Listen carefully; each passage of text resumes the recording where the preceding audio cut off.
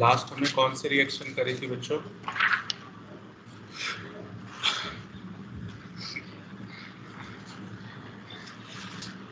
Diels-Alder।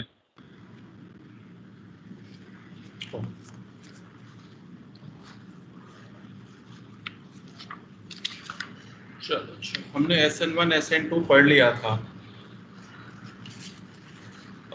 लेकिन हमने जो पढ़ा था वो एलिफैटिक पे पढ़ा था। आज हमें एरोमेटिक पे पढ़ना है।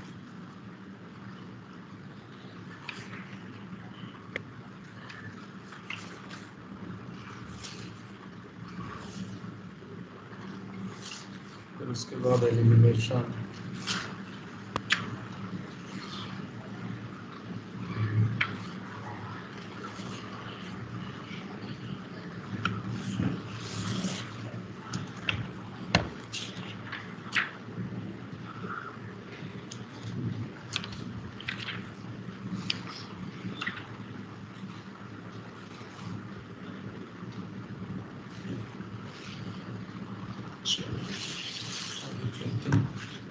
आज बॉटनी की क्लास नहीं थी?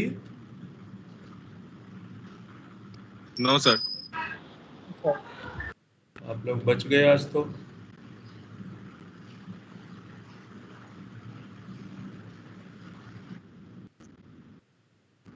अच्छा, अरे सिलेबस तो हो गया होगा, काहे का एक्स्ट्रा यार? 6 क्लासेस चाहिए और। जोलॉजी बॉटनी में क्या ही बचा होगा? 6 क्या, तो अभी तो बहुत बाकी है 6। चलो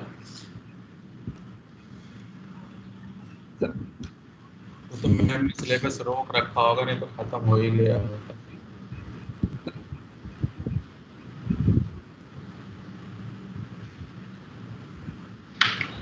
सर आपको टेलीग्राम पर भी थोड़ी देर पहले 2-3 क्वेश्चन भेजे हैं।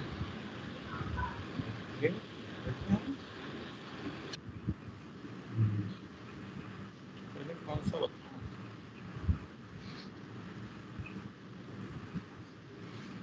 चलो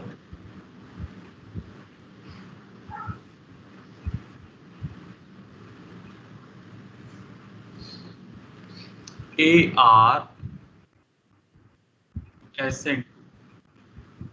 aromatic substitution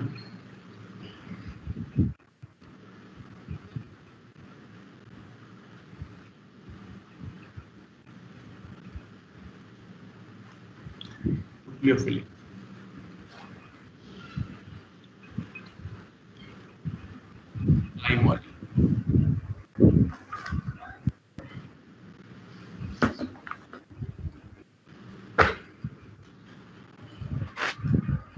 aromatic nucleophilic substitution bimolecular।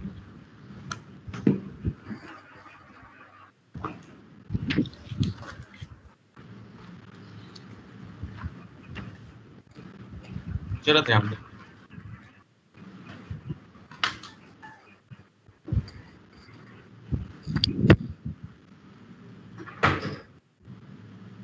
बेटे म्यूट कर ले।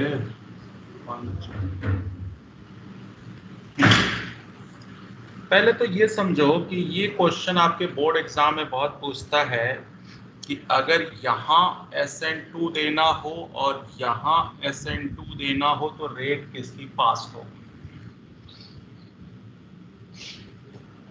बोलो। एरोमेटिक। No, elephant. मैंने ये पूछा था कि अगर इन दोनों से न्यूक्लियोफिलिक सब्स्टिट्यूशन करनी हो तो किसकी रेट फास्ट होगी? मैंने आपको SN2 में बताया होगा बेटे कि ये रेजोनेंस स्टेबलाइज हो जाता है, आपको बताया होगा। कॉपी खोलो SN2 में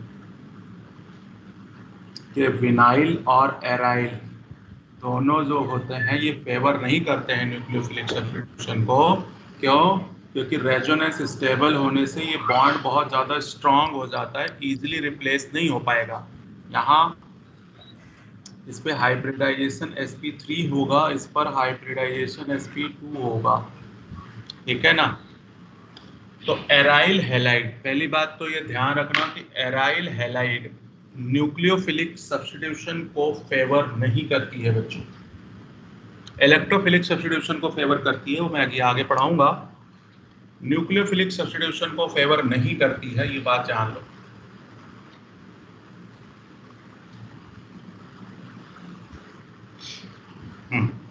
आ गया।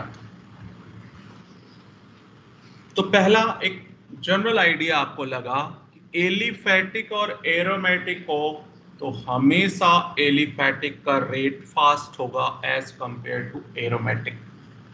एक चीज ये नोट करना माइंड में।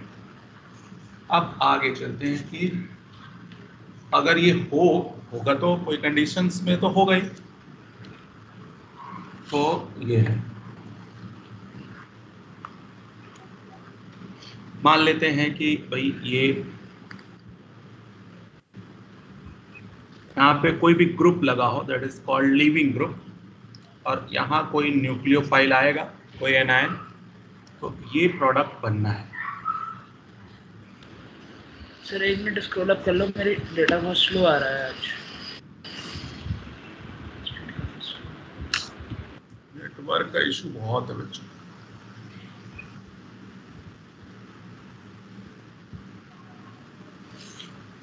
सब लोग आ गए, अभी भी बॉटनी के ही जोन में हैं, अभी भी बॉटनी के ही जोन में है।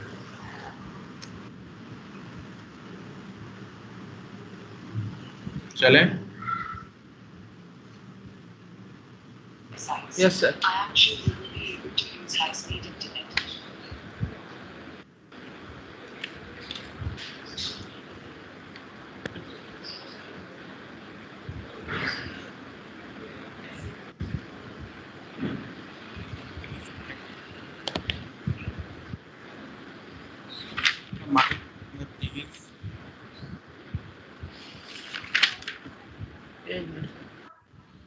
हाँ अब सही हो गया। तो ये हो गया लिविंग ग्रुप, ये हो गया न्यूक्लियोफाइल अटैक करेगा। तो ये न्यूक्लियोफाइल जब अटैक करेगा ये ऐसे आएगा और ये इस पे जाके ऐड होगा।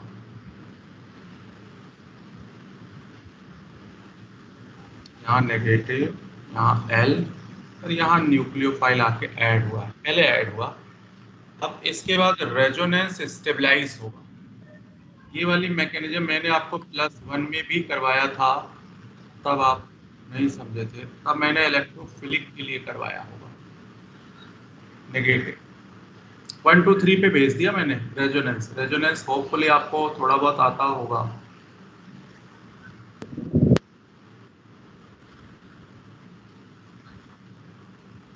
ये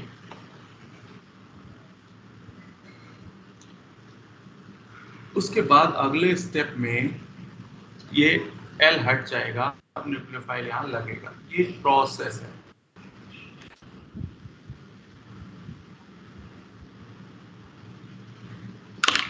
कहने को तो सीधा न्यूक्लियोफाइल आया, L को हटा दिया, लेकिन वो हटाने के लिए थोड़ा उसको मेहनत करनी पड़ती है।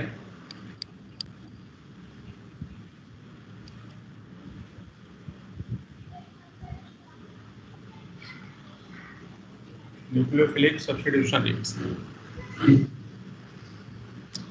अब देखो जरा रेजोनेंस क्यों हुआ। पहली बात तो ये समझना कि बेंजीन एक एरोमेटिक कंपाउंड है।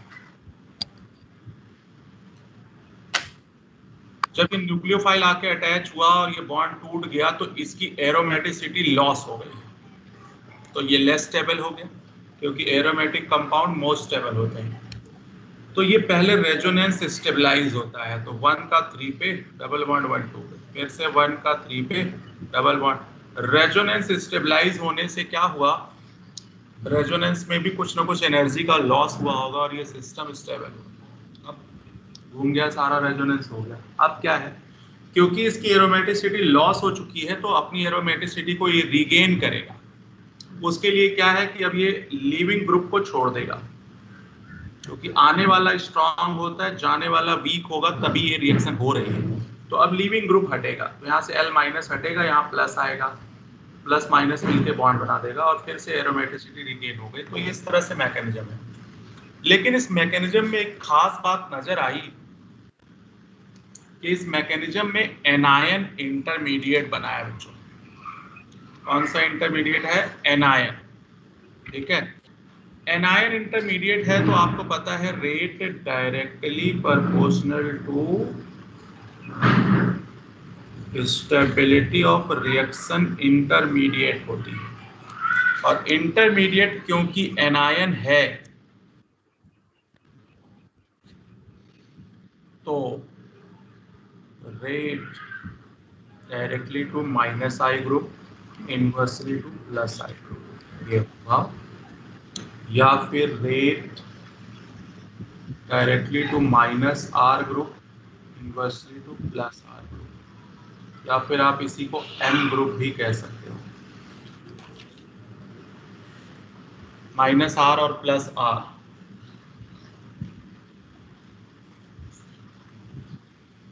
माइनस आर और प्लस आर पहचानते हो? Yes sir. Yes sir. हाँ, तो octet complete with lone pair हो plus, octet complete with octet complete without lone हो माइनस। तो ये अब बात ये आती है कि भाई ये तो हो गया,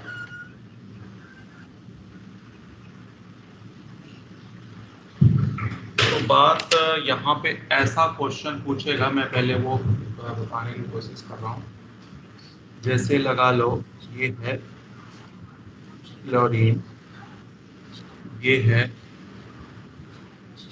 बेंजीन और ये भी है बेंजीन क्लोरोबेंजीन।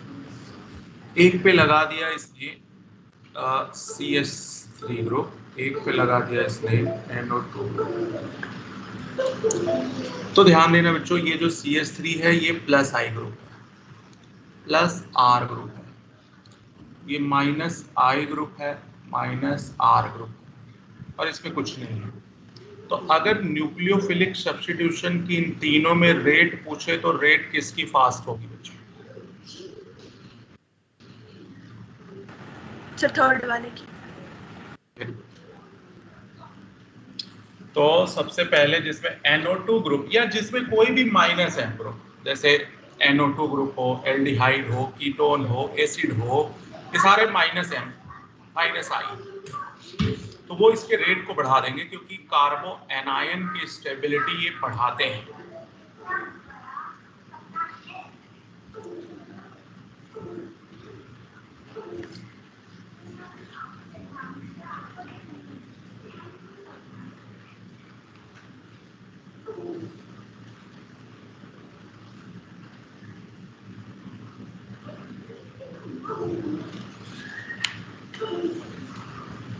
कहाँ है मैं देखता हूँ। ठीक है, जरा पेज नंबर 72 पे आओ बच्चों।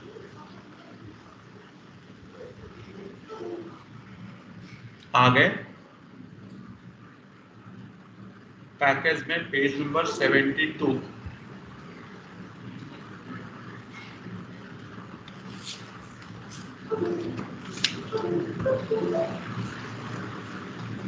आ गए सर। हाँ, वहां पे देखो बॉटम में तीनों क्लोरीन पे नाइट्रो ग्रुप लगे हुए हैं, दिख रहा है रिएक्शन?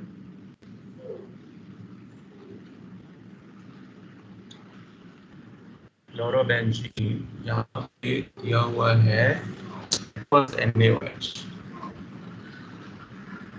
एक्वस NaOH, इसका मतलब ये OH माइनस से Cl हटना है। लेकिन जब टेम्परेचर पे नजर दौड़ाओ तो 350 और 300 प्रेशर चाहिए, बहुत हाई टेम्परेचर और बहुत हाई प्रेशर पे ये सब्स्टिट्यूशन होगा। इसका मतलब ये हुआ कि ये सब्स्टिट्यूशन इतना आसान नहीं था, बहुत हाई बहुत। जैसे ही इस पे एक NO2 ग्रुप लगा दिया, जो कि बॉटम पे आपको दिख रहा होगा, यहाँ एक NO2 ग्रुप लगाया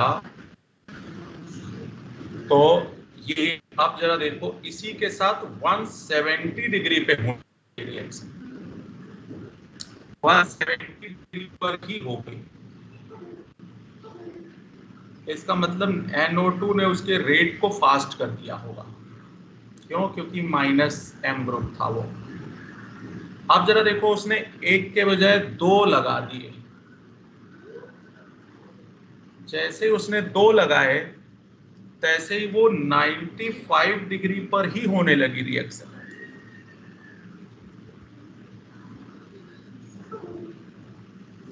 इसका मतलब ये हुआ कि जैसे जैसे नंबर ऑफ NO2 ग्रुप बढ़ेंगे वैसे वैसे रिएक्शन की रेट फास्ट हो रही है। जरा देखो तो थर्ड में 3 NO2 ग्रुप लगाया,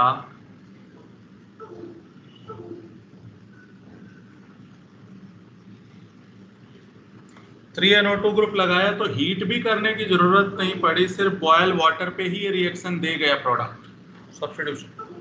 कहने का मतलब ये है कि इन सारे रिएक्शन से ये बात क्लियर हो रही है कि जैसे जैसे -R ग्रुप बढ़ेगा वैसे वैसे रेट बढ़ जाएगा। अगर NO2 की जगह CH3 ग्रुप बढ़ा देता तो रेट रिवर्स हो जाती बच्चों। तो यहां से एक रिजल्ट निकलेगा आपको कि भाई न्यूक्लियोफिलिक सब्स्टिट्यूशन हमेशा -R के डायरेक्टली होगा। -R ग्रुप लगेगा तो रेट इंक्रीज होगा।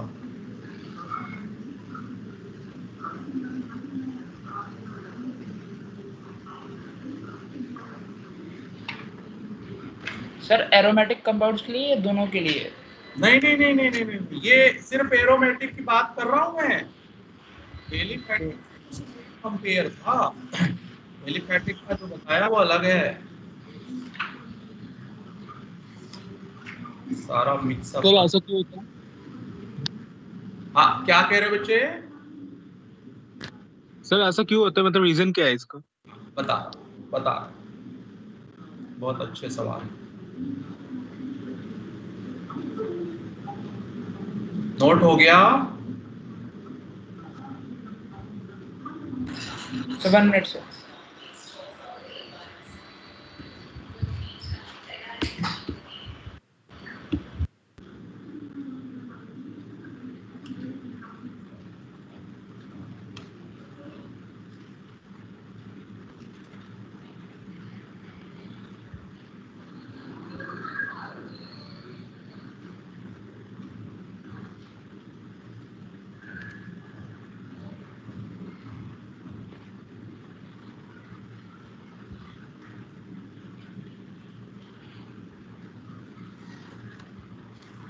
Done sir. गुड। जरा पेज नंबर 102 पे आओगे?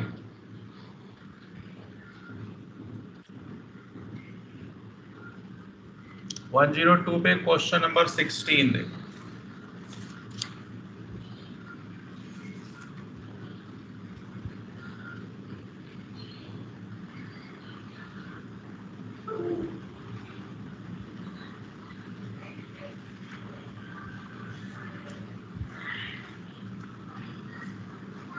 सिर्फ देखना है, समझना नहीं है। आपको कौन सा आंसर नजर आ रहा है?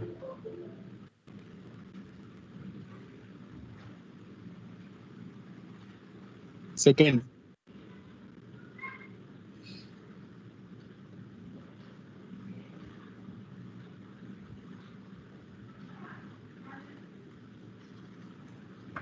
देख लो कौन सा आंसर नजर आ रहा है।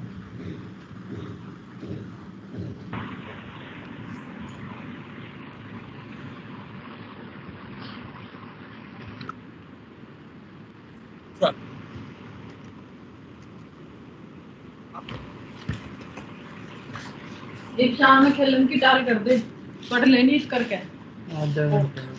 आधा घंटा नहीं, तू तो एक हटा 1 घंटा ले लग रहा है खेलन में, और फिर 10-15 मिनट तेरे आर्टिकल वो सुना जो कल साइड चला रहा था। आधा घंटा ठीक है ना? ना खेलना बिल्कुल बंद है तेरा, कभी भी नहीं खेलन दूंगी। ये देखो बच्चों, क्या पढ़ोगे आप? हाँ, पेरेंट्स भी बेचारे परेशान, जबरदस्ती पढ़ाते हैं। बाकी सबके साथ भी ऐसा होता है क्या?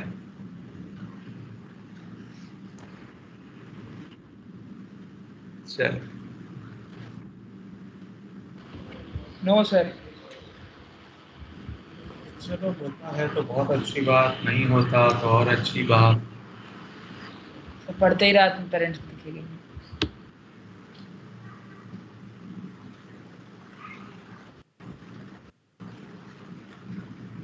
मैं एक एग्जाम्पल ले रहा हूँ आपको समझाने के लिए, यहाँ माइनस ले लेता हूँ।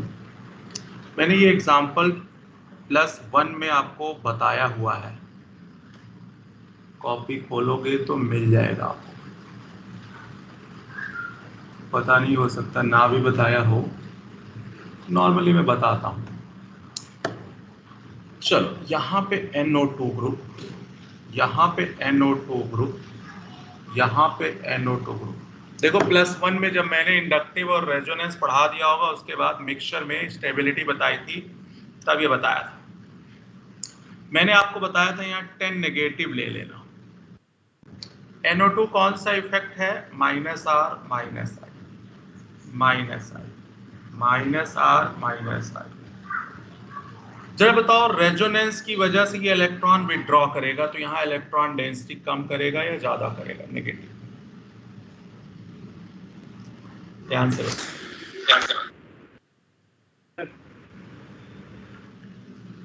कम करेगा सर। मैंने एग्जैक्टली यही लिखवाया होगा वहां, आपके पास कॉपी हो तो देखो।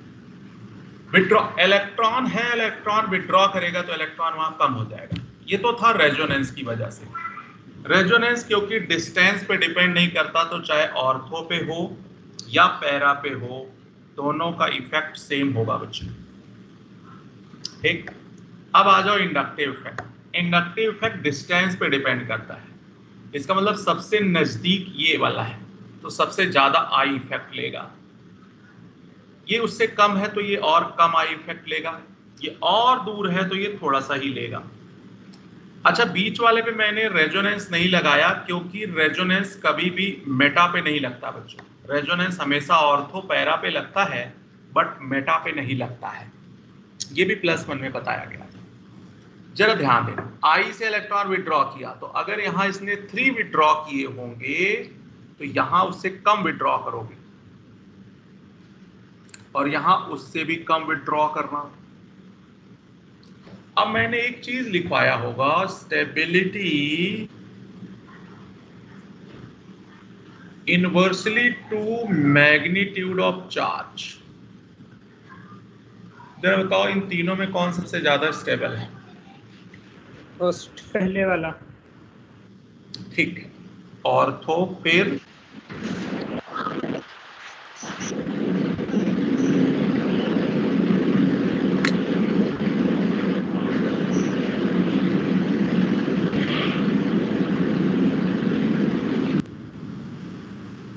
ऑर्थो, फिर पैरा, फिर मेटा। देखो ये वाला कॉपी में मैंने करवाया है या नहीं करवाया, ऐसे ऐसे मैंने 9-10 एग्जाम्पल करवाए हुए हैं। कार्बोकैटायन पे 3, कार्बो एनायन पे 3, है ना? इन तीनों पे मैंने करवाए होंगे मे बी। पहले बताओ कोई करवाया है या नहीं करवाया है, एक बार कॉपी में देख। करवा रखे हैं। Yes sir. मिल गया वो। अब यहां से एक चीज नजर आ रही होगी आपको बच्चों कि कार्बो एनायन की जो स्टेबिलिटी है वो जैसे जैसे -R ग्रुप बढ़ेगा वैसे वैसे ज्यादा होगा। सबसे ज्यादा -R ग्रुप मतलब ऑर्थो वाला सबसे ज्यादा स्टेबल है। अब जरा ध्यान दो, कार्बो एनायन, और हमने जो पिछला वाला एग्जाम्पल लिया है, यहां देखो कार्बो एनायन ही तो बना है। कार्बो एनायन को स्टेबल करेगा कौन? -M group, -R group. तो यहां से एक चीज समझ आ रही होगी आपको कि ये जैसे मैंने अभी यहां बताया कि CH3+ ग्रुप है, +I। मान लिया कहीं भी आप पॉजिटिव नेगेटिव ले लो, आप यहाँ नेगेटिव चार्ज ले लो, कंसीडर कर लो क्योंकि ऊपर मैकेनिज्म में नेगेटिव। तो ये माइनस m ग्रुप उससे इलेक्ट्रॉन विड्रॉ करके उसके चार्ज को कम करेगा और इस वजह से सबसे ज्यादा स्टेबल था। अगर ये प्लस होता तो ये इलेक्ट्रॉन देता, तो यहाँ इलेक्ट्रॉन डेंसिटी बढ़ जाती और ये इसको लेस स्टेबल करेगा। मतलब कार्बो एनायन की स्टेबिलिटी हमेशा प्लस आर के इनवर्सली और माइनस आर के डायरेक्टली होती है। अगर कैटायन होता तो रिवर्स हो जाता, वो भी अभी देखेंगे। तो आप समझो कि माइनस आर के डायरेक्टली था, इसीलिए जैसे जैसे माइनस आर ग्रुप बढ़ता गया, यहाँ पे 2 माइनस आर हो गए, यहाँ पे 3, जैसे जैसे माइनस आर ग्रुप बढ़ता गया होगा वैसे वैसे कार्बो एनायन की स्टेबिलिटी बढ़ती गई और वैसे वैसे रेट ऑफ रिएक्शन बढ़ता गया। मैंने ऊपर लिखवा रखा है rate of reaction directly to stability of intermediate. तो इसमें सब में इंटरमीडिएट एनायन था और एनायन की stability directly to minus R है, इस वजह से ये होगा। अब जरा इस क्वेश्चन पे आओ 102 पे 16 नंबर, पहला ऑप्शन जरा ध्यान देना। पहले ऑप्शन में 2 माइनस NO2 है, तो इस वजह से पहला तो सबसे ज्यादा हुआ। अब बताओ सेकेंड और फोर्थ में कौन ज्यादा स्टेबल होगा। अभी अभी मैंने ऊपर करवाया है, ऑर्थो वाला ज्यादा स्टेबल होगा सॉरी या पैरा वाला? ऑर्थो वाला। इसीलिए देखो उसमें आंसर कौन होगा, फर्स्ट के बाद फोर्थ आ जाएगा जैसा आपके पैकेज में है। ऑर्थो वाला ज्यादा स्टेबल करेगा, इसलिए फर्स्ट के बाद फोर्थ, फिर सेकेंड और थर्ड तो सबसे लास्ट में आना था क्योंकि मेटा पोजीशन पे रेजोनेंस लगता ही नहीं। मेरी बात को समझ आई या नहीं आई? ना कचरा फैला के। Yes sir.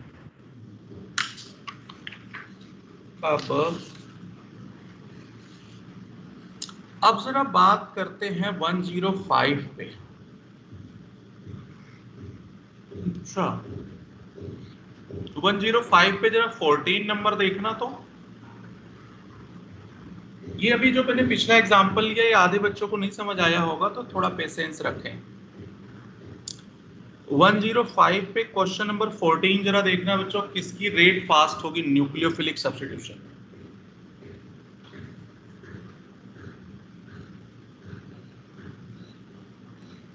फर्स्ट थर्ड होनी चाहिए। जरा ध्यान देना बच्चों। चलो फर्स्ट और थर्ड को कंपेयर ही कर लेते हैं, लड़ाई यही है। सर थर्ड ही बेटे ये NO2 ग्रुप माइनस R है और OCH3 ग्रुप प्लस M है या प्लस R है। Octet complete with lone pair, तो ये कौन सा ग्रुप हो गया? Plus R। Octet complete without lone pair, मैं इसको ओपन करूंगा तो ये स्ट्रक्चर आएगा बच्चों। Octet complete without lone pair होगा, इसलिए माइनस R। सुनते जा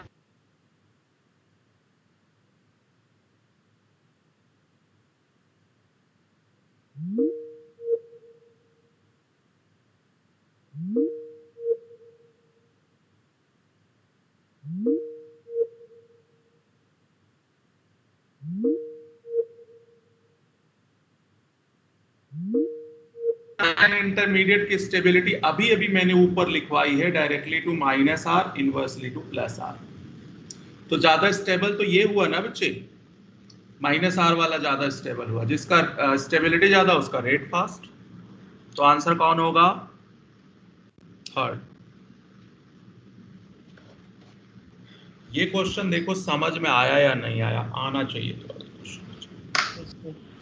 सर इसमें लगेगा तो माइनस आई भी, मगर वो डोमिनेट नहीं करेगा ना? हाँ जी, वो माइनस आई में नहीं लिख रहा हूँ लेकिन लग रहा है, लग रहा है माइनस आई भी लग रहा है। चलो कोई बात। जरा 105 पे 16 नंबर देखना बच्चों। इसमें इसने ये नहीं बताया कि SN1 की बात कर रहे हैं या SN2 की बात कर रहे हैं, नॉर्मल न्यूक्लियोफिलिक सब्स्टिट्यूशन की बात कर रहा है। तो correct order of increasing reactivity towards nucleophilic substitution है ना। अब जरा देखो, इसमें पहली बात तो एलिफैटिक का रेट हमेशा एरोमेटिक से फास्ट होगा। पहली चीज मैंने आपको पहली लाइन यही बोली थी, towards nucleophilic substitution aliphatic will be more reactive as compare to aromatic. इसका मतलब पहले दोनों से ज्यादा रेट लास्ट टू का होगा। अब लास्ट टू में भी किसका रेट फास्ट होगा? थर्ड का sir, hyper conjugation 3 alpha 9 12 alpha, बिल्कुल। तो सबसे ज्यादा फर्स्ट हो जाए, सॉरी थर्ड, उसके बाद फिर फोर्थ, और फर्स्ट और सेकंड में कौन ज्यादा होगा? पहले सेकंड होगा सर, प्लस आर तो मतलब माइनस आर तो है, और फिर आपका फर्स्ट होगा। देखो एक क्वेश्चन में पूरा एलिफैटिक, पूरा aromatic, minus R plus R, 4 number देने के लिए पूरी पहला चैप्टर ले गए आपसे। अगर पूरा पहला चैप्टर नहीं आता, इवन जीओसी, तो भी गलत करके आ जाओगे आप, है ना। हालांकि थोड़ा प्रॉपर वे में क्वेश्चन नहीं दिया, इसको SN1 या SN2 मेंशन कर देना चाहिए था। हमने तो SN1 मान के किया है ना, तो उसने मेंशन नहीं किया। सर अभी हम लोग एरोमेटिक SN1 पढ़ रहे हैं ना?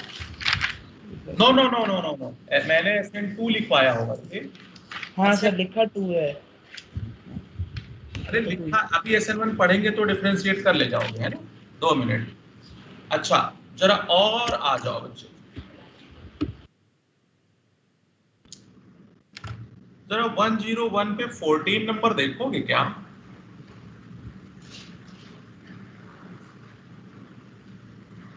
वन 101 पे 14 नंबर।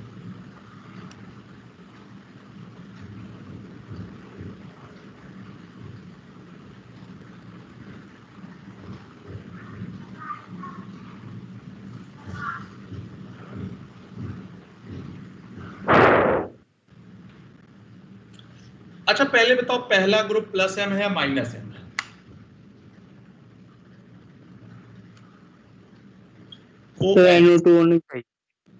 पहले बताओ प्लस एम है या माइनस एम है? ये पहले तो ग्रुप पहचानो। Plus M. दूसरा ग्रुप है plus M due to hyper conjugation बच्चे, लेकिन है ये भी प्लस एम। तीसरा NO2 तो आज ही पढ़ा है, माइनस आर, और CHO भी आज ही पढ़ा है, सॉरी आज नहीं पढ़ा, लेकिन octet complete without lone pair होगा तो माइनस। पहली बात तो ये दोनों तो कट गया बच्चों, क्योंकि बेंजीन पे हो रहा है। बेंजीन से अगर न्यूक्लियोफिलिक सब्स्टिट्यूशन करवाना हो तो माइनस एम आपको देखना। बात ये आती है कि NO2 और CHO में माइनस एम इफेक्ट ज्यादा किसका होता है? NO2 का। Na2। Very good.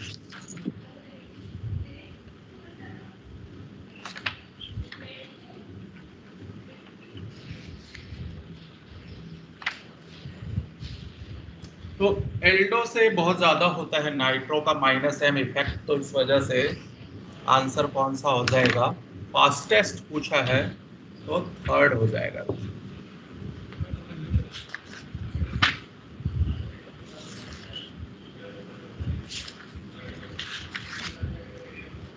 आगे चलें।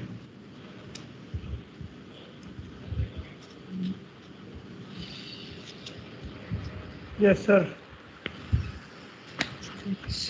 Yes sir, yes sir. और चलते हैं। अब ये तो था, एक और चीज मैं आपको बताना चाहता हूं, हैलोजन। उसी पेज पे जरा एक क्वेश्चन दिया था, उसको देखना। ऑड क्या टाइप का क्वेश्चन है, नहीं तो गलत कर जाओगे। हाँ 102 पे 15 नंबर, 102 पे 15 नंबर बच्चों।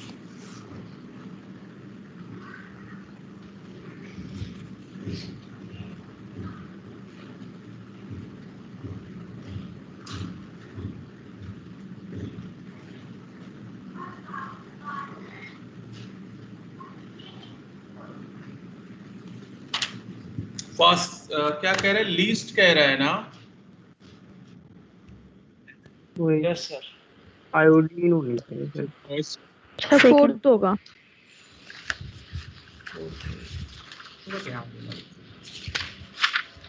लिविंग ग्रुप वाली है ये।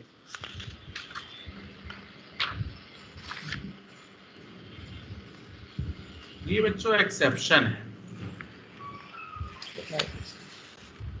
वैसे मैं बताऊं तो आयोडीन वाले की रेट सबसे ज्यादा होनी चाहिए थी on the basis of leaving ability, ठीक है, लेकिन यहाँ ये लीस्ट का आंसर दे रहा है। मेरी बात समझ रहे हो? Minus I effect, minus I effect बच्चों, fluorine, chlorine, bromine and then iodine. तो हेलोजन के केस में अगर बाकी चीजें सेम है, जैसे NO2 सेम था, पोजीशन भी सेम थी, तो बाकी चीजें तो NO2 का यहाँ कोई रोल नहीं होगा। क्यों? क्योंकि चारों में सेम। तो हेलोजन डिफर है। हेलोजन के केस में इसका आई इफेक्ट ज्यादा होगा, उसकी रेट फास्ट होगी।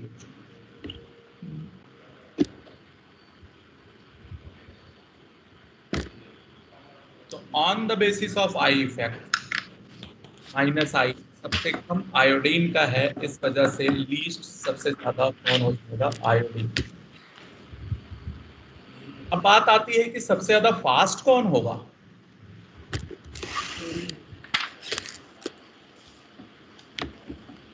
सबसे ज्यादा फास्ट कौन होगा बच्चे?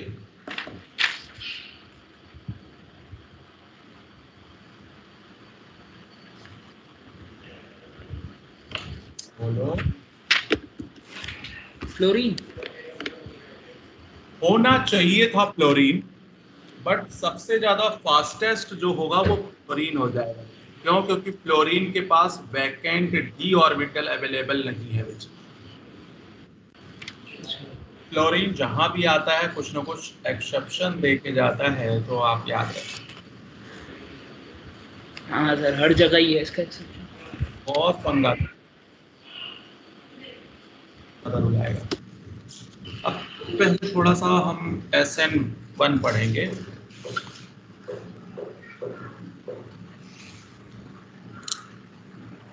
ARSN1, ARSN1 aromatic substitution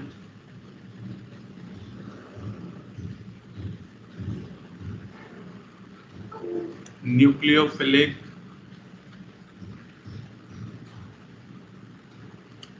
unimolecular 1 है ना। AR का मतलब एरोमेटिक और बाकी SN1 जो था वो तो है ही। ये सिर्फ और सिर्फ डायजोनियम में मिलता है बच्चों। बेंजीन डायजोनियम आई थिंक आपने +1 में पढ़ा था, तब समझ नहीं आया था। ये डायजोनियम और इस पे अटैक करवाते हैं न्यूक्लियोफाइल का बेटर लीविंग ग्रुप है। मैंने आपको बताया होगा कि N2 is better leaving group. देखो बताया है कि नहीं बताया है लीविंग ग्रुप में? गुड लिविंग ग्रुप में मैंने बताया होगा नाइट्रोजन, वाटर और यस सर। और उसमें भी बेस्ट लिविंग ग्रुप अगर कोई है तो वो नाइट्रोजन है। क्यों? क्योंकि नाइट्रोजन ब्रेक होने के बाद देखो हाईली स्टेबल हो जा रहा है सिमेट्री की वजह से और ट्रिपल बॉन्ड की वजह से, इसलिए बहुत इजीली ये यहाँ से बॉन्ड ब्रेक कर लेगा बच्चों।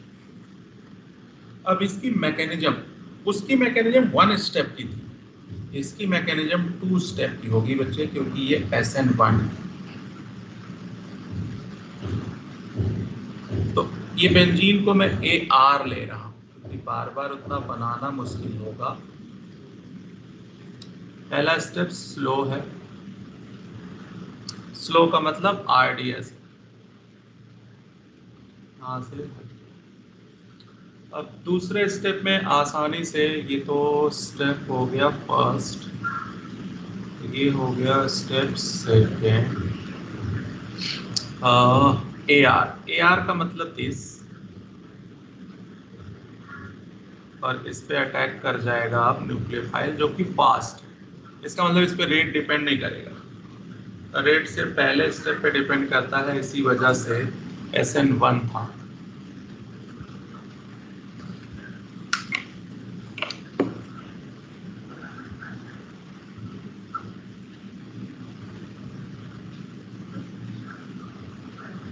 अब डायजोनियम की जो रिएक्शन है बच्चों, ये मैंने आपको +1 में बहुत सारी लिखवाई थी और अभी भी लिखवा देता हूँ।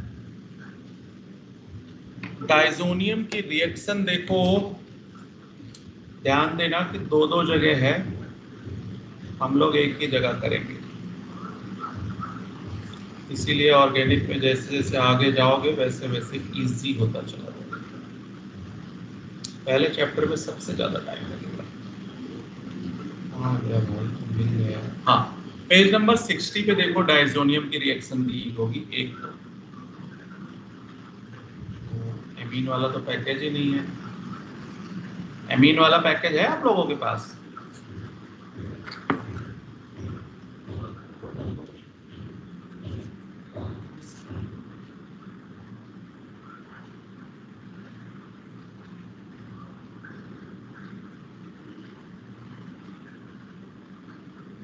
सर सर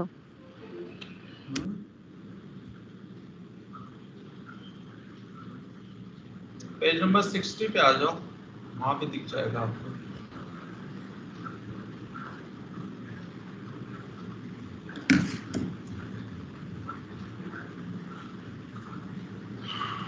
लिस्ट बनाते हैं।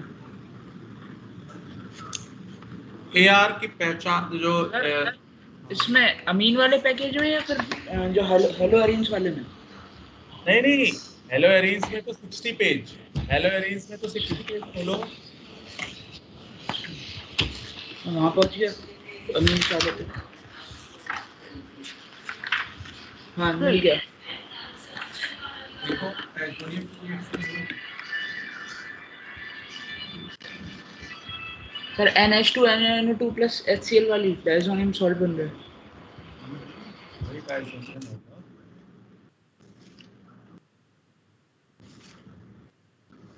अगर जिसके पास एमीन्स का पैकेज हो तो 105 पे आ जाओ।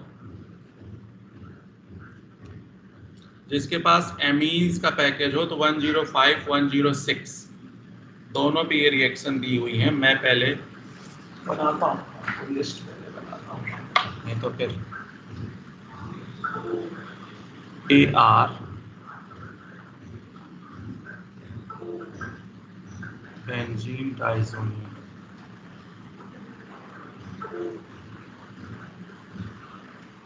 ये रिएक्शन यहाँ पे H3PO2 वाटर, इसमें बन जाएगा बेंजीन।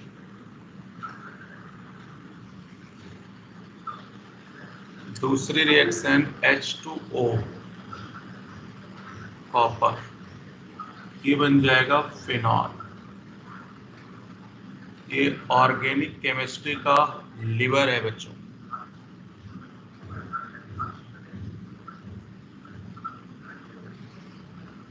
सैंडमेयर का नाम सुना होगा ना?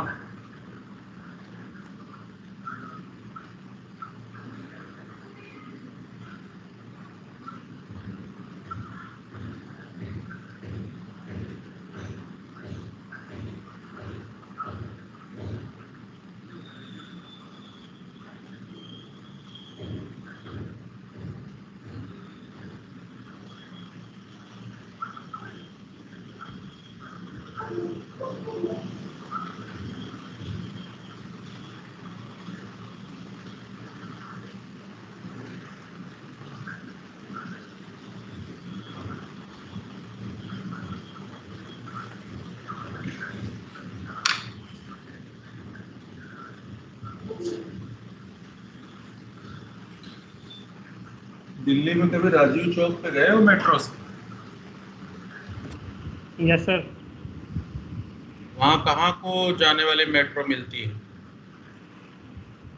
राजीव चौक, यमुना बैंक, नहीं तो उस पे नोएडा। यमुना बैंक से 2 जाती है। ऑलमोस्ट आप कहीं भी जा सकते हो वहाँ पहुँचने के बाद दिल्ली में। Yes sir. वैसे ही ये डाइजोनियम है बच्चों, डाइजोनियम भी वैसे ही है कि आप अगर डाइजोनियम पे आ गए तो पूरी ऑर्गेनिक केमिस्ट्री में कहीं भी जा सकते हो आप, इतना इम्पोर्टेंट है। नोट कर लिया एक साइड का? सर एक मिनट।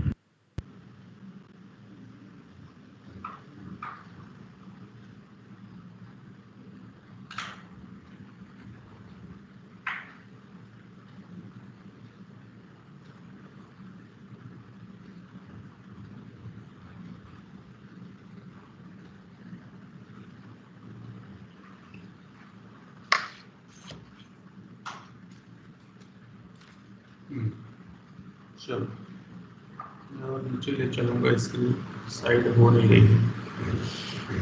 HbF4 फ्लोरोबेंजीन बन जाएगा।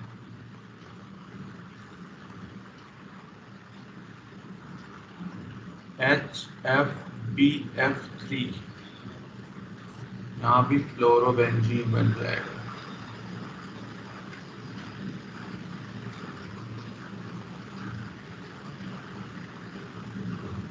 NaNO2 नाइट्रो बन जाएगा।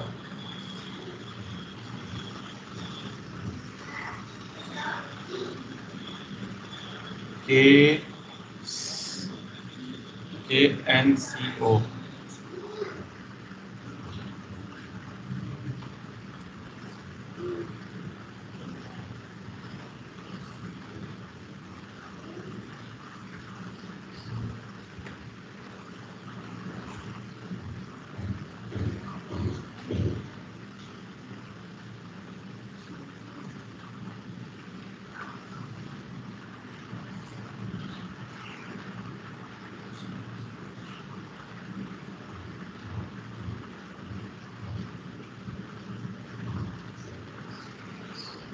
नोट कर लिया?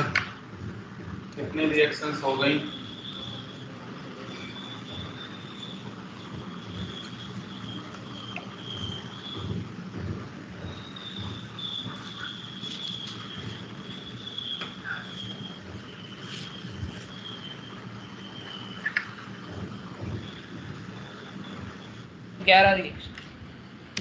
बस जरा ध्यान देना, HbF4 वाली का नाम क्या है? पहले तो इसका नाम पढ़ के मुझे बताना।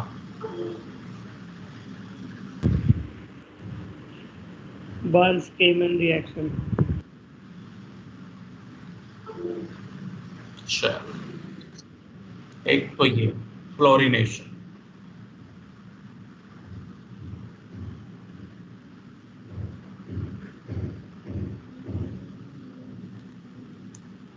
बात आती है इसमें गैटरमैन और सैंडमेयर भी हैं। आप लोग कन्वर्जन में बड़ी दिक्कत फील करते हो, कन्वर्जन के लिए ये रिएक्शन बहुत इंपॉर्टेंट है बच्चों।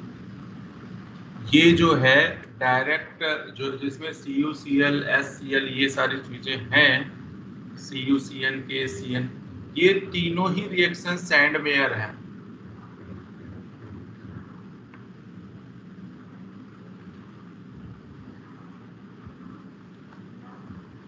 और जिसमें अच्छा इसमें KCN तक है ना सैंडमेयर, मैं यहाँ पे सही कर देता हूँ। इसमें 1-2 रिएक्शन अभी मिसिंग हो रही हैं, मैं वो भी लिखता हूँ। आई थिंक वो मैंने लिखी नहीं। एक रिएक्शन ऊपर ऐड करो, CuHCl या CuHBr, CuHBr, ये मिसिंग हो गया, पता नहीं कैसे। ये दोनों रिएक्शन गर्टेमैन, दोनों रिएक्शन मेरे पास स्पेस नहीं है तो आप अपना नीचे वाली लिस्ट में ऐड करना। ये तीनों रिएक्शन गैटरमैन, सैंडमेयर और बाल्समैन रिएक्शन, ये तीनों बहुत ज्यादा आती हैं आपके बोर्ड एग्जाम में, आपके कंपटीशन में। सारी की सारी न्यूक्लियोफिलिक सब्स्टिट्यूशन है। कभी कभी अगर हाई टेम्परेचर होता है तो फ्री रेडिकल भी दे जाती है।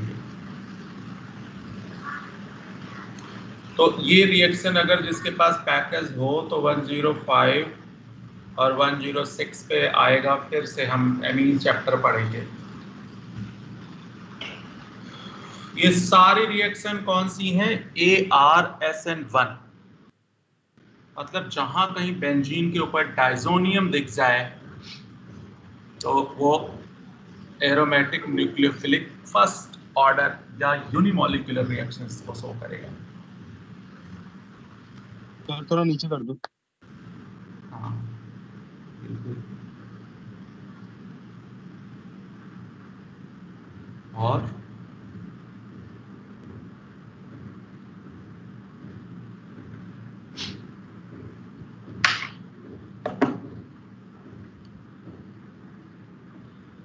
हमने इस चैप्टर में कितने पेजेस पढ़ लिए बच्चों? लगभग याद है? देखो पहले चैप्टर में आई थिंक 20-30 पेज तो हो गया।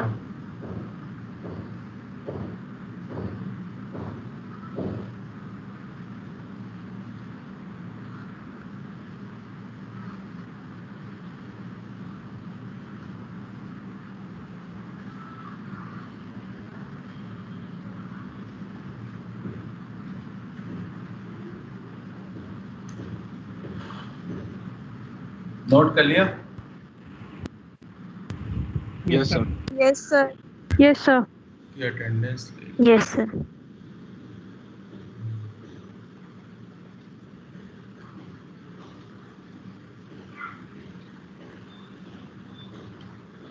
आप लोग आओगे नहीं सेंटर पे? No sir. नहीं, ध्यान दो यार। देखो जरा, इसमें न्यूक्लियोफाइल Cl माइनस था, इसमें न्यूक्लियोफाइल ब्रोमीन माइनस, इसमें न्यूक्लियोफाइल H माइनस है। H माइनस से इसको हटा रहा है बच्चों, इसलिए बेंजीन। ये भी बड़ी इंपॉर्टेंट रिएक्शन, ये पहले चैप्टर में आई थी जब हमने +1 में किया था बेंजीन का प्रिपरेशन, ठीक है? तब मैंने कहा था वैसे ही करना। इसमें न्यूक्लियोफिलिक सब्स्टिट्यूशन में OH इसको हटाएगा तो फिनॉल बनेगा। ये फिनॉल की प्रिपरेशन अगले चैप्टर में फिर से मिलेगी। सेम पैटर्न यहाँ भी है, क्लोरीन ब्रोमीन न्यूक्लियोफाइल, इसमें CN न्यूक्लियोफाइल, इसमें I न्यूक्लियोफाइल, जितने भी एनायन है सब न्यूक्लियोफाइल होते हैं, वही उसको। इसमें F माइनस होता है, F, ये दोनों रिएक्शन सेम है। तो फ्लोरिनेशन, अच्छा मैं बता दूं, फ्लोरिनेशन बनाने का और कोई मेथड नहीं है, ठीक है? फ्लोरिनेशन एक्सप्लोजिव होता है, इसलिए और किसी मेथड से नहीं बनाते। आपको पता है स्वार्ट्स रिएक्शन से अल्काइल हैलाइड में और एराइल में हमेशा बाल-सीमन से होता है, तो बहुत बड़ा अचीवमेंट था इनका। NaNO2 है तो NO2 माइनस, यहाँ पे NCO माइनस, और ये जितने भी न्यूक्लियोफिलिक सब्स्टिट्यूशन। तो कहने का मतलब आपको ये यहाँ पे जानना है, सब्स्टिट्यूशन में नंबर्स तो चाहे जितने बढ़ा लो, जानना ये है कि जहाँ डाइजोनियम आ जाए वो एरोमेटिक फर्स्ट ऑर्डर की रिएक्शन या यूनिमॉलिक्यूलर है, मतलब SN1, एरोमेटिक SN1। दूसरी बात, बेस्ट लीविंग ग्रुप है, इस वजह से इसकी न्यूक्लियोफिलिक सब्स्टिट्यूशन बहुत इजीली होती है, बहुत फास्ट होती है, ठीक है ना? अब एक और चीज बड़ी इंपॉर्टेंट यहाँ आई, वो मैं पीछे मिस कर गया। इसकी मैकेनिज्म पे जरा नजर रखो, बेंजीन के ऊपर चार्ज कौन सा आ रहा है? पॉजिटिव। पॉजिटिव। वेरी। अभी नेगेटिव वाले की हमने स्टेबिलिटी देखी थी, rate directly proportional to stability of reaction intermediate, और इस केस में इंटरमीडिएट क्या बन रहा है? ऊपर वाले केस में आप जरा ध्यान दो तो एरीनियम आयन बन रहा है। IUM जहां लग जाता है बच्चों वहां पॉजिटिव होता है, आइड जहां लग जाता है वहां नेगेटिव होता है। तो ये एरेनियम है, मतलब एक तरह से मैं ये कहूं कि कार्बोकैटायन इंटरमीडिएट है, और कार्बोकैटायन की जो स्टेबिलिटी होती है बच्चों वो उसका रिवर्स होगी। Carbocation directly to plus R, inversely to minus R। ये बहुत इंपॉर्टेंट है। एरोमेटिक SN2 और एरोमेटिक SN1 दोनों तो ध्यान से देखना अपोजिट आ रहा है, या फिर directly to plus I, inversely to minus I, एक ही बात है। ये स्टेबिलिटी में कह रहा हूं, और स्टेबिलिटी ही क्या बताएगा? रेट। तो आपको प्लस मतलब आपको ऑर्गेनिक अगर सीखना है ना तो इंटरमीडिएट की स्टेबिलिटी आनी चाहिए।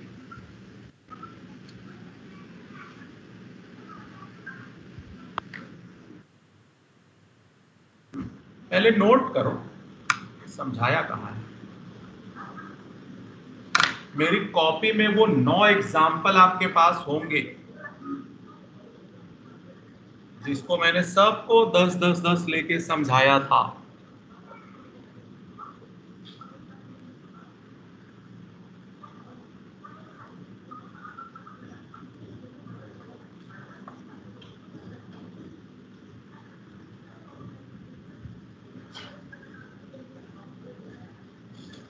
आगे चलूं? अब इसको समझा रहा हूं, एक मिनट तो समझ। यहां डाइजोनियम है, यहां भी डाइजोनियम है, यहां भी डाइजोनियम है।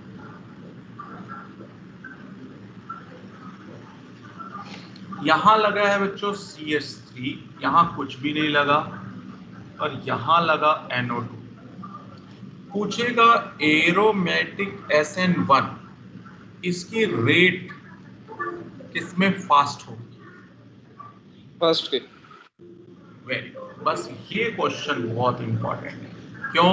क्योंकि ये बंदा +M + I, ये बंदा -M - I है। अगर यही एरोमेटिक SN2 होता तो ये सबसे ज्यादा दे रहा था। मैंने दोनों का एग्जांपल इसलिए लिखवा दिया, ठीक है। अब यहां मैंने एक मिथाइल लिया है +M और भी हो सकते हैं, फिनॉल हो सकता है, ईथर हो सकता है, और एमीन्स हो सकता है। तो जितने भी +M है सबके लिए ये रूल लगेगा। तो रेट फर्स्ट की ग्रेटर है सेकेंड की, फिर थर्ड की। रीजन क्या होगा बच्चे? सबसे ज्यादा स्टेबल इंटरमीडिएट इसका आएगा, फिर उसका आएगा, फिर उसका आएगा। अब अगर आपको चेक करना है स्टेबिलिटी इसकी तो बना ही लेते हैं। चलो यहाँ से N2 माइनस, यहाँ प्लस छोड़ेगा, तो माइनस प्लस को न्यूट्रल करके N2 हट जाएगा। तो N2 हटा के देख लेते हैं। चलो यहाँ पॉजिटिव, यहाँ आपके पास CH3। ध्यान से समझना, ये सारी चीजें पूरी ऑर्गेनिक के लिए हैं, किसी एक चैप्टर के लिए नहीं है। तो ये आएगा तभी आपको ऑर्गेनिक आएगा, नहीं तो ऑर्गेनिक नहीं आएगा। ये आपने कहा +R है, यहां मैंने फिर से 10 ले लिया, लेकिन ध्यान देना इस बार 10 पॉजिटिव है। 10 पॉजिटिव का मतलब ऐसे बना सकते हो अगर आपको इनिशियली दिक्कत आए तो। ये पॉजिटिव चार्ज का एक ग्रुप है, बंडल है। +R का मतलब इलेक्ट्रॉन देने वाला। यही तो होता है इलेक्ट्रॉन डोनेट। इलेक्ट्रॉन देगा तो बताओ यहाँ पॉजिटिव चार्ज कम होगा या ज्यादा होगा? कम होगा सर। वेरी गुड, बहुत अच्छा, न्यूट्रलाइज कर देगा ना। यहां इलेक्ट्रॉन विड्रॉ करेगा तो यहां थोड़ा सा टेढ़ा हो जाएगा आपके लिए, इंक्रीज हो जाएगा। बढ़ेगा। इलेक्ट्रॉन उससे अगर विड्रॉ कर लेगा तो पॉजिटिव चार्ज बढ़ेगा। ध्यान देना, इलेक्ट्रॉन नहीं बढ़ेगा, पॉजिटिव चार्ज बढ़ेगा, मतलब इलेक्ट्रॉनों की डेफिशिएंसी बढ़ेगी। समझ पा रहे हो थर्ड वाले को?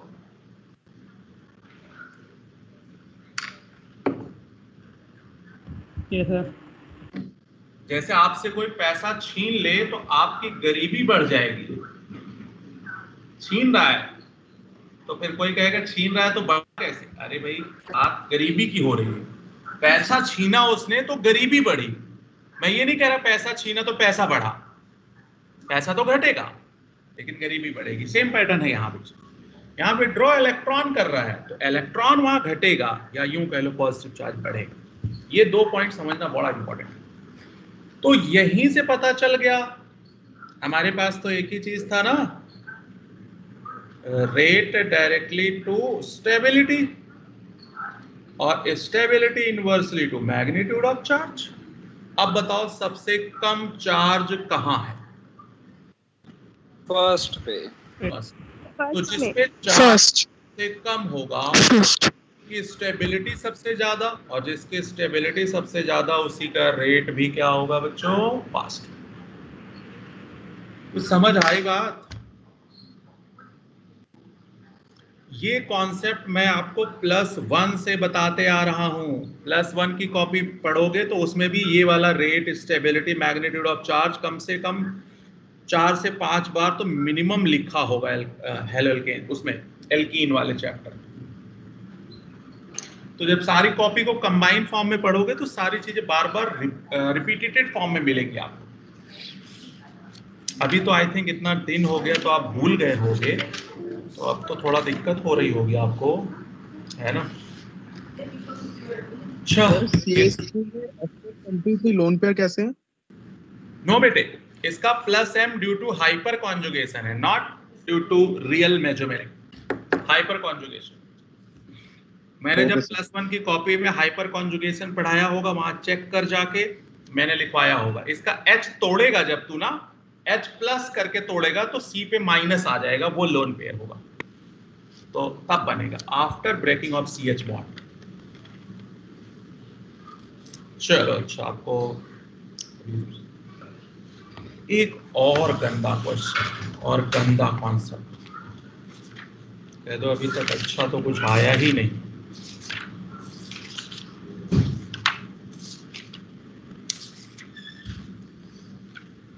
अच्छा, जरा पेज नंबर 90 पे आओगे बच्चे? अच्छा, 90 वाला अभी मैं रहने देता हूँ। 33 इसको मैं तब करवाऊंगा जब मैं एलिमिनेशन करवा लूंगा। नहीं समझ आ रहा? ठीक, ये हो गया आपका आप एरोमेटिक SN1 SN2। इसमें भी देखो कम से कम 10 से 20 रिएक्शन आ गई इंक्लूडेड फॉर्म में। अब आगे चलते हैं बच्चों इसी में।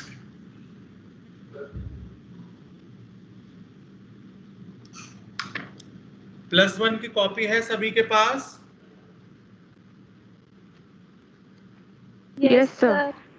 जिसके पास नहीं हो लेकर के बैठ जाओ पहले। तो जहां देखो +1 में मैंने एलिमिनेशन पढ़ाया था उसको ओपन करो सभी लोग, या जो बच्चे जिस भी बैच में थे एलिमिनेशन सबको पढ़ाया गया होगा।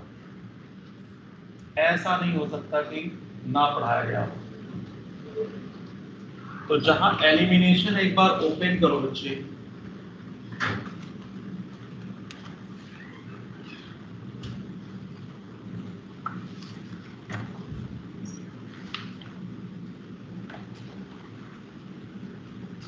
मिला किसी को? Yes sir. मिल गया sir. Good, very good. Elimination भी उतना ही इंपॉर्टेंट है जितना सब्स्टिट्यूशन। अच्छा देखो सब्स्टिट्यूशन भी कितना बड़ा था, पहले एलिफेटिक, फिर एरोमेटिक, फिर उसमें भी SN1 SN।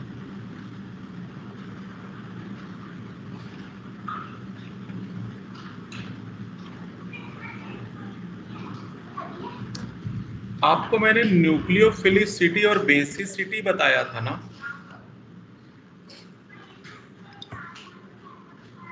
Yes sir. Yes sir. अब उसकी जरूरत पड़ेगी बच्चे। तो एक था अल्फा एलिमिनेशन, एक था बीटा, एक था गामा। अल्फा का मतलब 1 एलिमिनेशन, बीटा का मतलब 1 2 एलिमिनेशन और गामा का मतलब 1 3 एलिमिनेशन। मोस्ट कॉमन बीटा है, मोस्ट कॉमन बीटा है बच्चों, बाकी चीजें वैसे ही थोड़ी थोड़ी। बीटा में आपको मैंने बताया था E1 E2 E1 CB, ये 3 एलिमिनेशन। तो बीटा एलिमिनेशन का हमने कुछ एग्जाम्पल +1 में किया था, क्योंकि इससे एल्कीन का प्रिपरेशन होता था।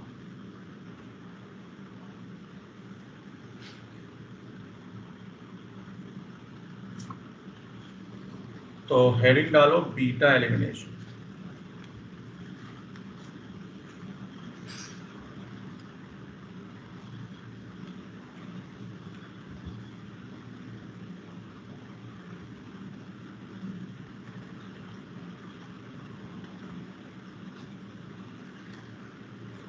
नोट कर लिया?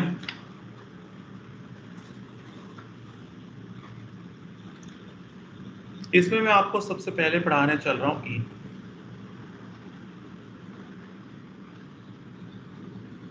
मोस्टली जो E2 होता है अल्काइल हैलाइड में है, और E1 जो होता है वो अल्कोहल में होता है बच्चों, है ना, नॉर्मली। पहले E2।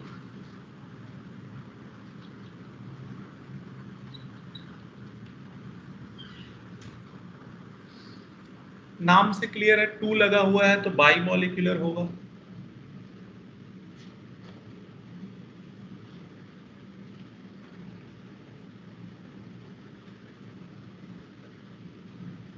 सेट जेफ रूल याद है?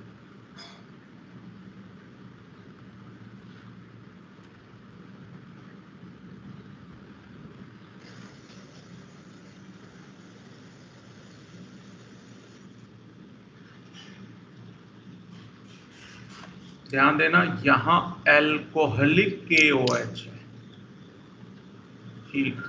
ये रिएजेंट सारे मैंने +1 में लिखवा रखे हैं। एल्कोहलिक KOH था, और सोडियम इथॉक्साइड था,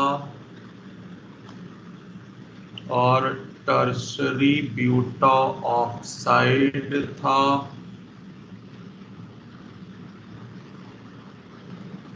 सोडामाइड था, और आपको मैंने लिखवाया था ट्राई इथाइल एमीन भी था।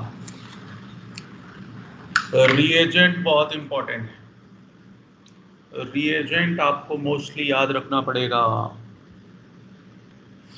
ये आपको रिएजेंट कहीं भी दिखाई दे तो मोस्टली एलिमिनेशन देंगे अगर हाई टेम्परेचर पे है।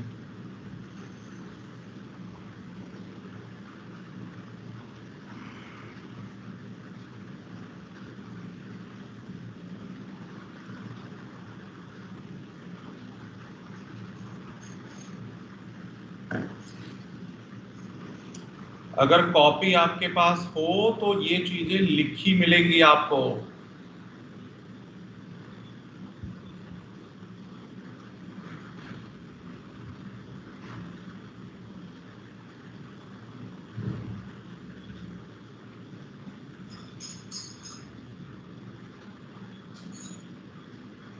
चले बच्चों,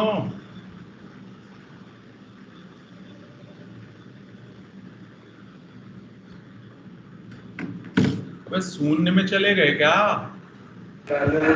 नो सर। हो गया सर।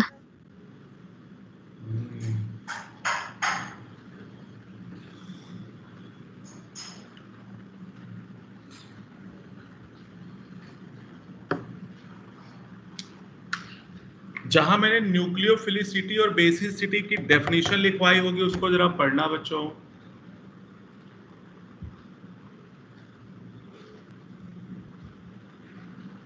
बताना न्यूक्लियोफिलिसिटी और बेसिसिटी में क्या डिफरेंस था।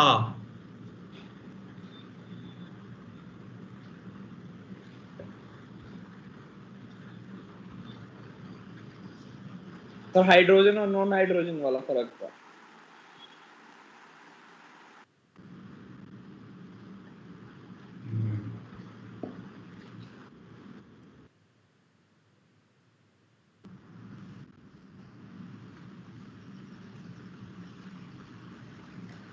मैकेनिज्म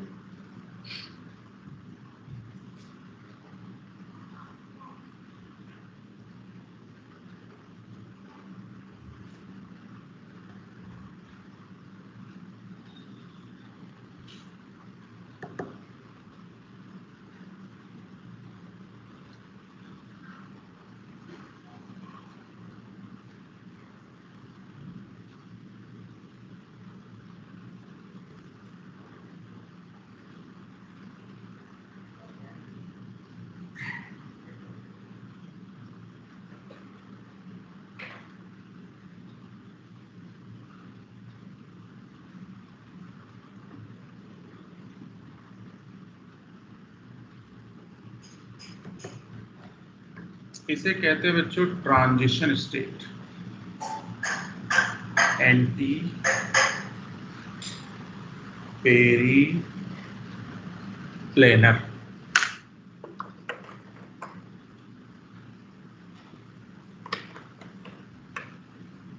इसमें जरा ध्यान देना, OH माइनस H पे अटैक कर रहा है। इसका मतलब OH अपना इलेक्ट्रॉन H को दे रहा है। इसका मतलब OH यहाँ पे बेस है, न्यूक्लियोफाइल।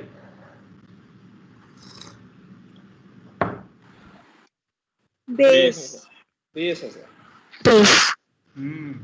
अभी हमने पीछे पढ़ा था कि अगर यही OH आके क्लोरीन को हटा देता, क्लोरीन को भी हटा सकता था वो, तो वो न्यूक्लियोफिलिक सब्स्टिट्यूशन हो जाता।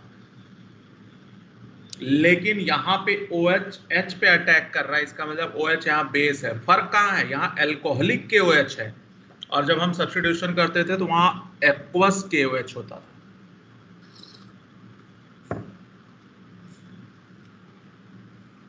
जरा ध्यान देना, OH आया यहाँ अटैक करने प्लस पे, इसको ले जाएगा, H प्लस बन के निकलेगा बच्चों, माइनस छोड़ेगा।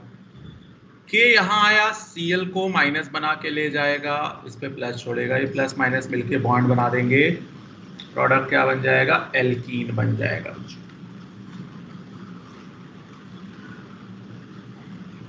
क्या आया प्रोडक्ट?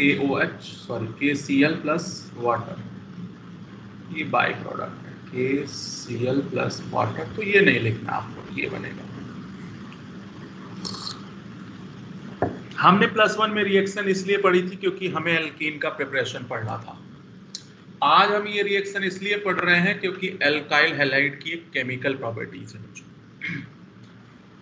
पहली बात तो इसमें ट्रांजिशन स्टेट बनता है, मतलब एक साथ, एग्जैक्टली एक साथ जिस पर्टिकुलर टाइम पे ये H पे अटैक करेगा, सेम टाइम पे Cl पे अटैक करेगा। ये देखो बॉन्ड बनता हुआ दिखाया जा रहा है, ये टूटता हुआ दिखाया जा रहा है। ये बॉन्ड ब्रेक हो रहा है, ये बॉन्ड बन रहा है, और यहाँ भी बॉन्ड बन रहा है। ये सारी चीजें एक साथ होती है, देखो ऐसे 180 डिग्री पे हो रही है ये। मेरी बात समझ गए?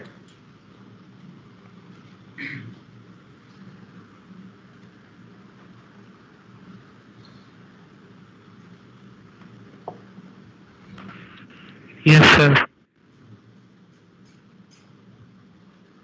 इसका ग्राफ प्लॉट करना चाहूं तो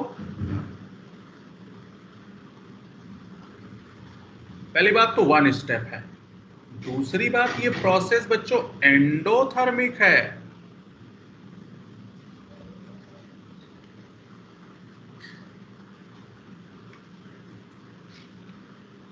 सब्स्टिट्यूशन में आपने ग्राफ बनाया था तो देखो प्रोडक्ट नीचे बनाया था,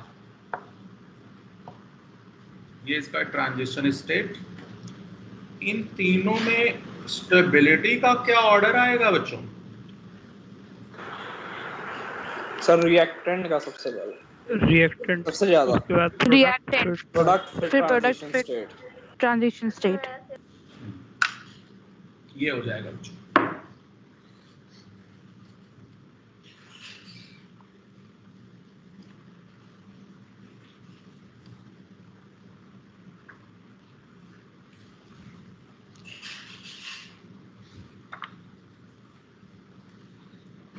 तो ये एंडोथर्मिक है ना। अब जरा इसके कुछ पॉइंट्स नोट करते हैं, फिर इसको समझाते हैं। E2, एक तो ये है कि कोई इंटरमीडिएट नहीं बनता, सिर्फ और सिर्फ ट्रांजिशन स्टेट बनता है। दूसरी बात, 2 का मतलब होता है बाई मॉलिक्यूलर। क्यों? क्योंकि रिएक्शन डिपेंड करता है rate directly proportional to stability of क्या था? क्या था? Transition state, rate directly to stability of product, rate directly stability of product, या फिर rate directly to stability of transition state.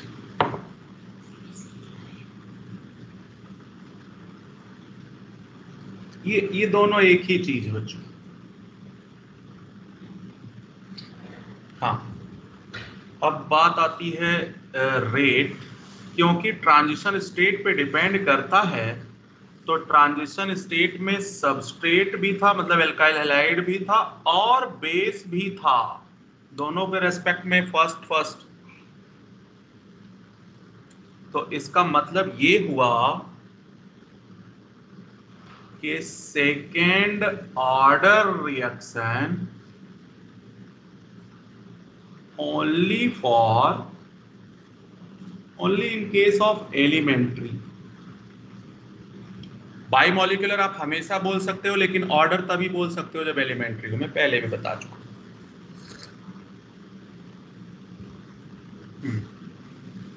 अब अगर मैं यहां से रेट और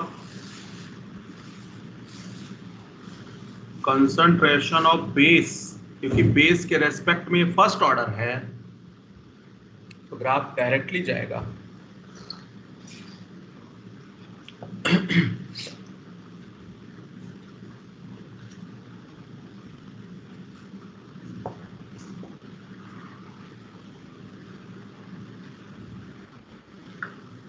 नोट कर लिया?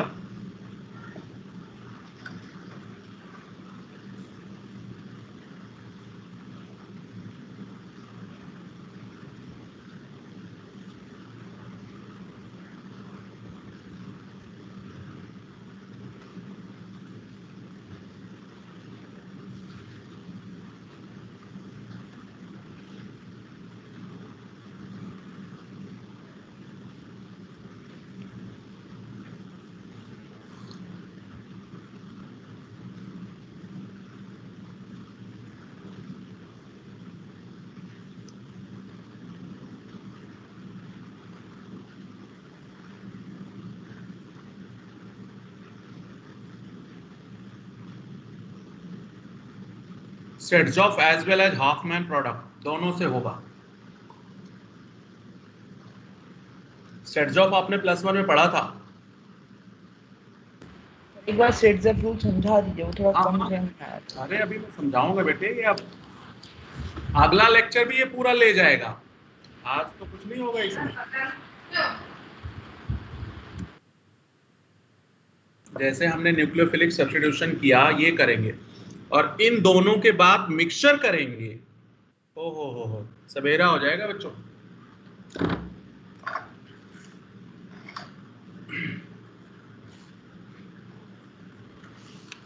अच्छा, अभी और भी है पॉइंट्स, वो भी नोट करो। रेट, क्योंकि स्टेबिलिटी ऑफ प्रोडक्ट है तो 3 degree, 2 degree, 1 degree. Polar aprotic solvent,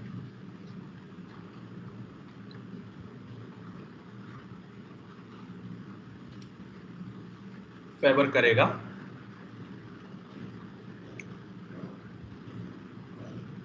इसमें कोई इंटरमीडिएट नहीं बनता बच्चे, इस वजह से नो रीअरेंजमेंट, कोई रीअरेंजमेंट नहीं होगा। Hydride shift, methyl shift.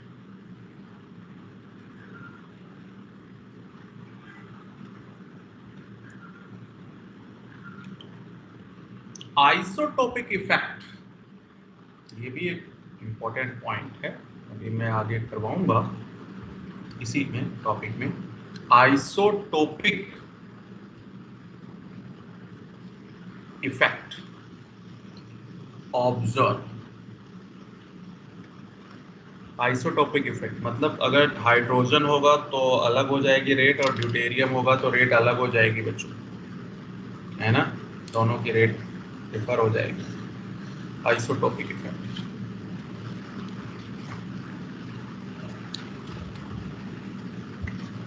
तो ये सारी बातें आई थिंक इतनी ज्यादा आपको +1 में नहीं बताई गई थी।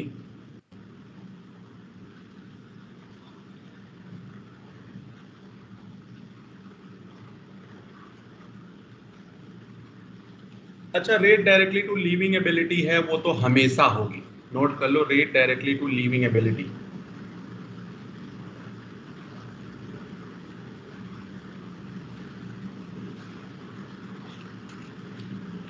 बना लिया। तो ये सारे कुछ पॉइंट्स हैं।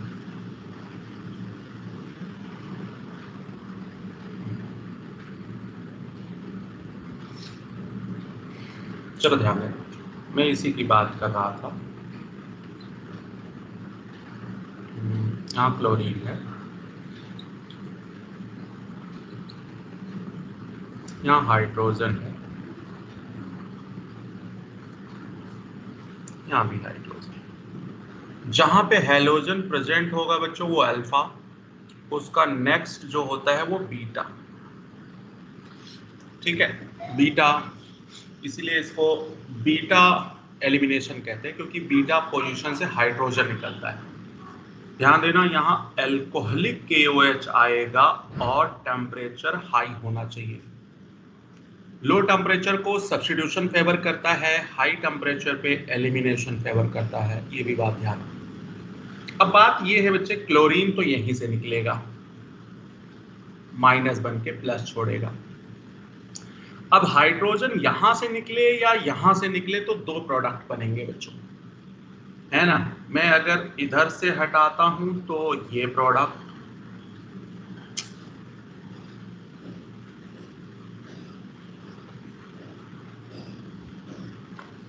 अगर मैं राइट साइड से मूव करता हूं तो ये प्रोडक्ट। बात ये है कि मैंने बताया अगर E2 है तो आप अपने इजी के लिए प्रोडक्ट की स्टेबिलिटी देख लेना। हाइपर कॉन्जुगेशन जानते हो आप, ये सेकंड की ज्यादा sp2, इसमें अल्फा हाइड्रोजन ये हुआ बच्चे, अल्फा हाइड्रोजन 2 है, इसमें ये sp2 अल्फा हाइड्रोजन कितना हो गया बच्चे? 6। तो ये समझ आ गया होगा कि second will be more stable. तो मेजर प्रोडक्ट कौन होगा? सेकंड। मेरी बात समझ आ गई बच्चों?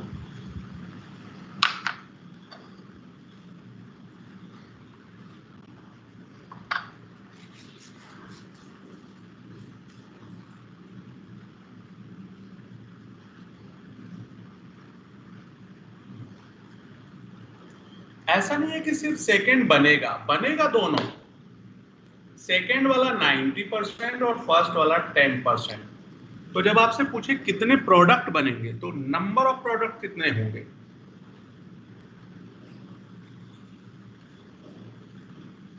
2 है सर।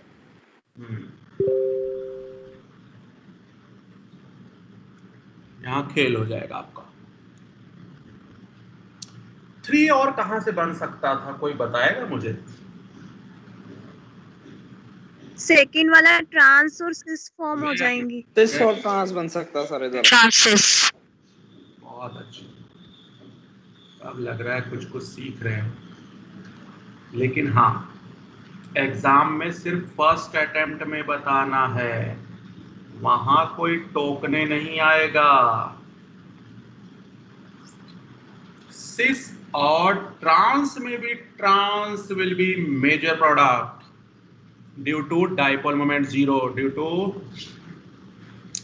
डाइपोल मोमेंट जीरो की वजह से स्टेबिलिटी हाई होती है। टोटल नंबर ऑफ प्रोडक्ट्स कितने हो गए? 3।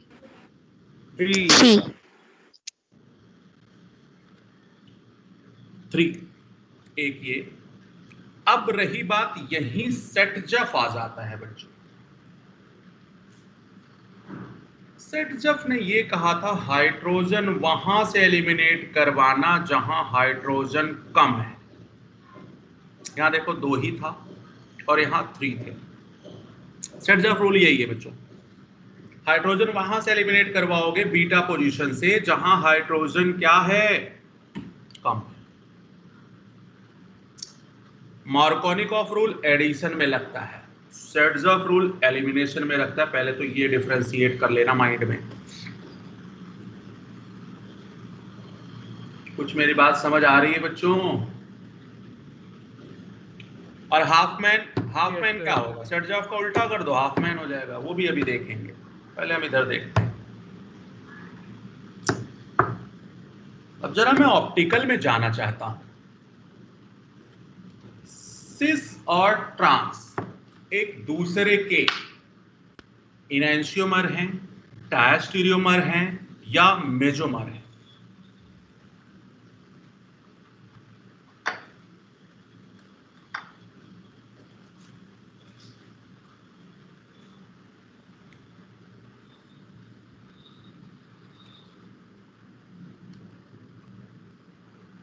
बोलो।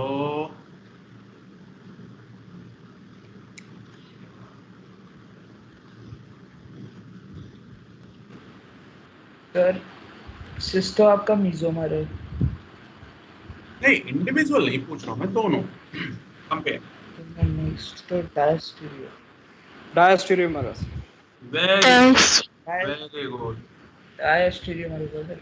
मेरे इमेज का डायस्टीरियोमर की मैंने सिर्फ एक कंडीशन बताई थी कि स्टीरियोजेनिक सेंटर हो, कैरल नहीं। इसमें कैरल कार्बन नहीं है बच्चों, कैरल कार्बन 0 है। क्यों 0 है? कैरल कार्बन के लिए हाइब्रिडाइजेशन मस्ट है कि sp3 होना चाहिए।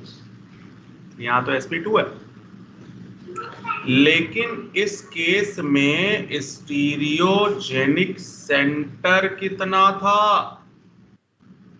तो ये दोनों कार्बन जो है, कैरल कार्बन तो नहीं है लेकिन स्टीरियोजेनिक सेंटर है। स्टीरियोजेनिक सेंटर का मतलब क्या होता है? अगर आप इसकी पोजीशन चेंज कर दो और अगर ये स्टीरियो आइसोमर बन जाते हैं, मतलब ज्योमेट्रिकल आइसोमर बन जाते हैं, तो वो कार्बन स्टीरियोजेनिक सेंटर होता है।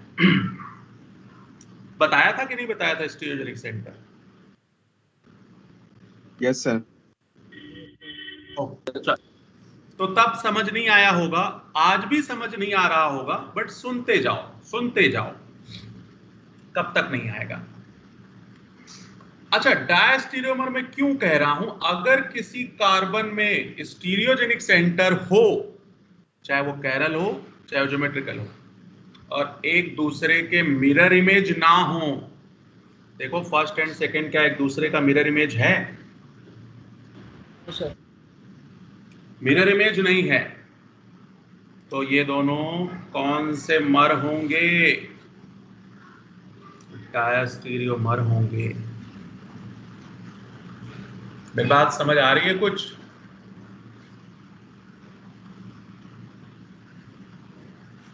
या नहीं आई? चलो छोड़ो, आप डायस्ट्रीमर के लिए इतना समझो कि मिरर इमेज अगर है तो इनैंसियोमर, अदरवाइज डायस्ट्रीमर। तो जितने भी ज्योमेट्रिकल का ऑप्टिकल बनता है ना बच्चों, वो डायस्ट्रीमर ही होता है, क्योंकि सिस ट्रांस एक दूसरे के कभी मिरर इमेज नहीं हो सकते। ठीक है, तो ये हो जाएगा। चलो आज इतना ही रहने देते हैं, बाकी अगले लेक्चर में करेंगे। आप लोग के पेरेंट्स तो आए ही नहीं थे, किसी ने बुलाया ही नहीं उस दिन पेरेंट्स को। सर मैंने मम्मी को बोला था तो वो बिजी थी। हाँ वेरी गुड। बच्चों का ध्यान ही नहीं है ना सबको। सबको ध्यान आएगा जब नीट का भी 12 तारीख को आ रहा है, नीट का रिजल्ट। हाँ सर, है ना, आएगा ना जब 720/720, तब आप लोग को कंपटीशन नजर आएगा, है ना, इससे पहले नहीं नजर आता। सर नजर आ रहा है, हमें तो आ रहा है, हम तो अपने हिसाब से तैयारी कर रहे हैं। अच्छा चलो, +1 वाली कॉपी रिवाइज कर रहे हो? हाँ सर कर रहे हैं। अगर आप +1 रिवाइज नहीं करोगे बच्चे, ऑर्गेनिक नहीं आएगी, मैं बता दूं। एक तो आप लोग बोर भी हो जाते हो यार जल्दी से आजकल।